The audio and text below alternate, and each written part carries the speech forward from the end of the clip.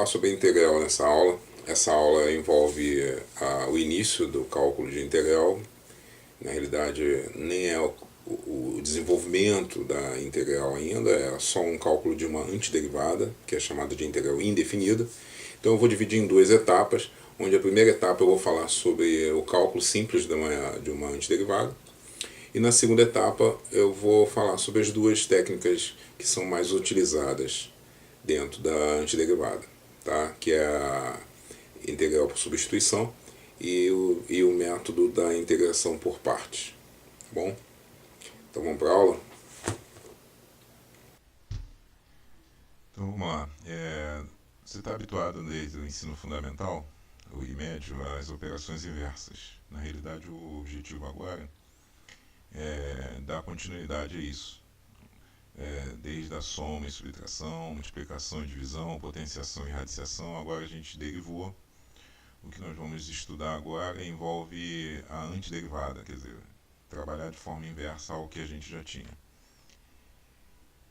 A gente vai ver aqui pela definição, o nome que se dá a essa antiderivada inicialmente é chamada de primitiva. Então disse que f de x, fzão de x é uma primitiva da função f de x no intervalo AB, se em todos os pontos desse intervalo a derivada dessa primeira f zona é igual a f de x.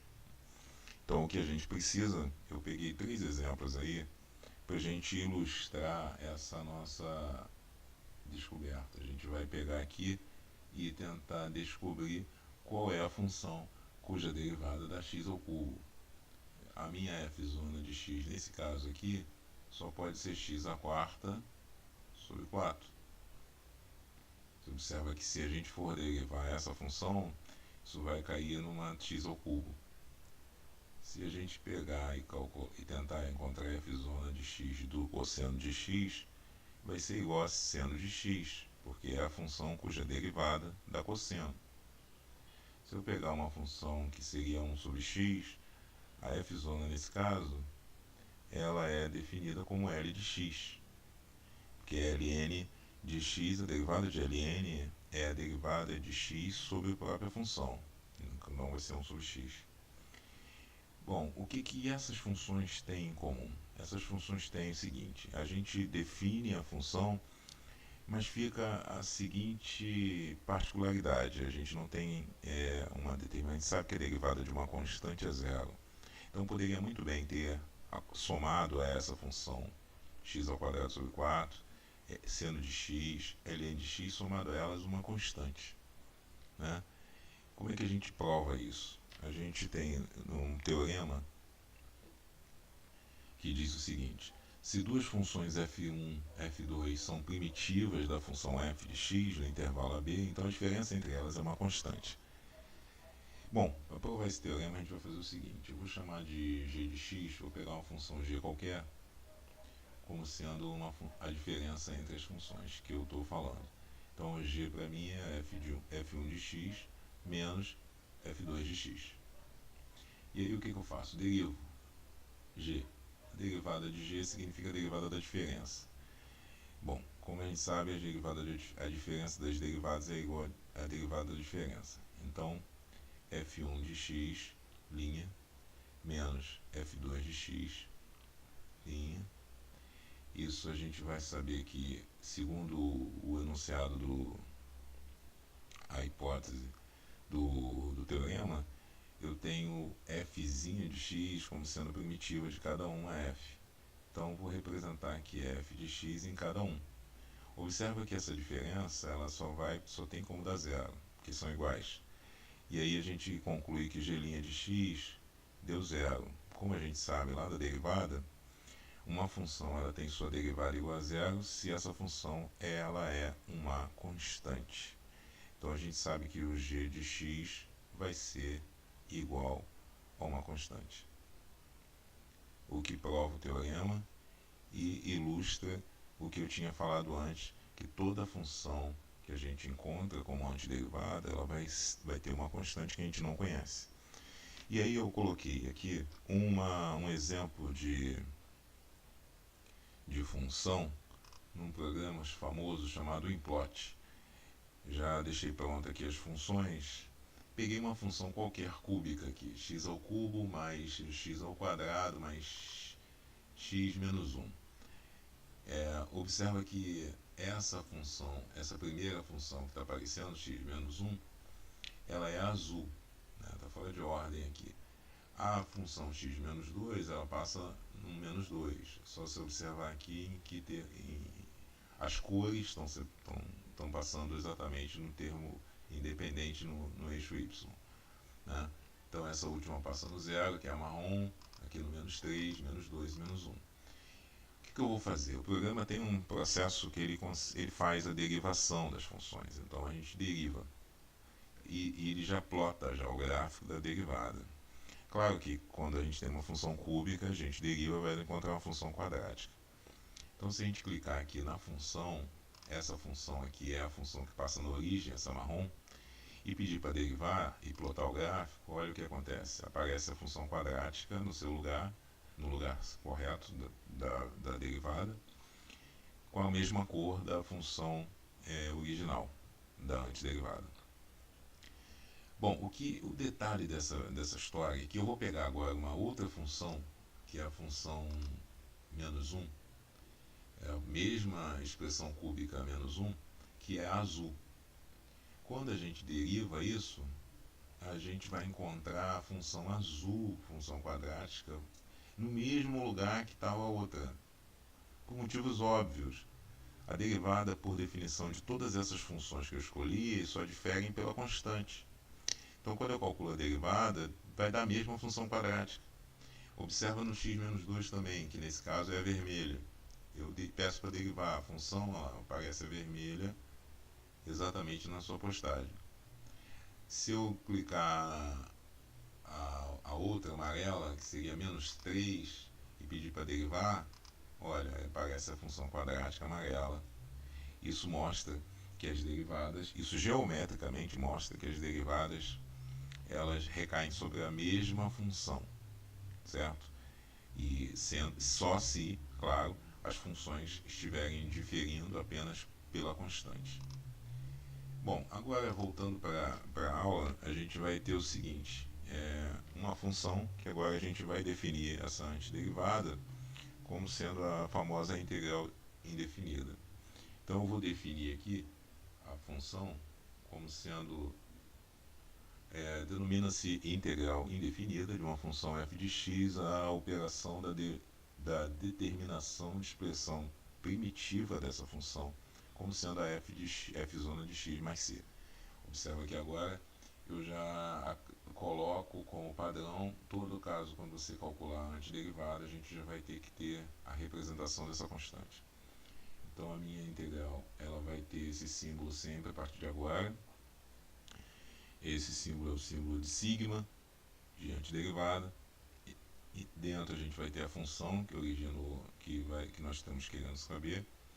D de x representa a forma que a gente enxerga em que a função está sendo derivada, em que variável está sendo derivada.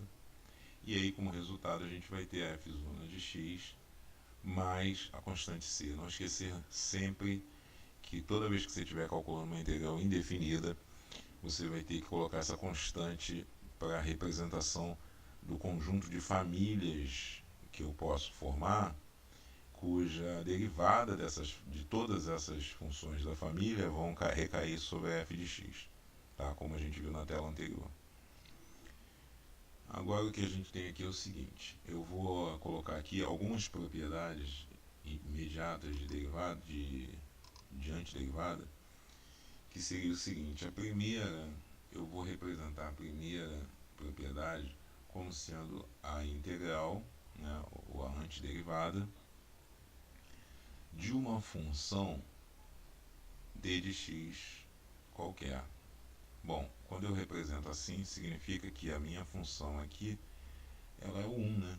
É como se eu estivesse fazendo o 1 aqui. Bom, isso vai dar sempre na variável x, porque aqui eu estou trabalhando com a variável x, mais uma constante c. Observa como prova real, se você quiser derivar isso aqui, você vai derivar isso, você vai perceber que a derivada da constante é zero e a derivada de x é 1. Né? E aí vai recair sobre a função f de x que está aqui, que é 1. Vou pegar aqui um exemplo.